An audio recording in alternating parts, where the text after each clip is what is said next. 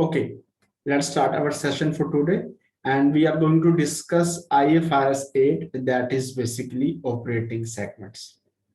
IFRS 8 segment reporting, operating segments basically.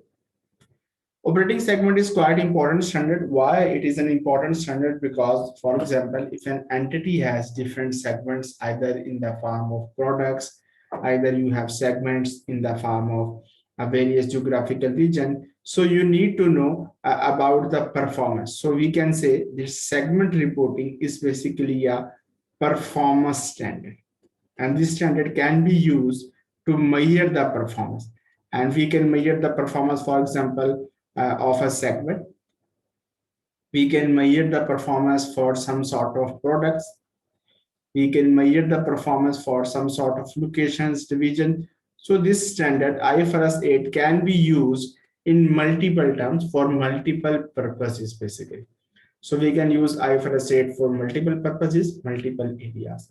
Basically, IFRS 8 segment reporting is a disclosure standard. There is a very less numerical work that needs to be done, but major focus of IFRS 8 would be on disclosures, what information needs to be disclosed according to IFRS 8 requirements basically. So let's start it directly.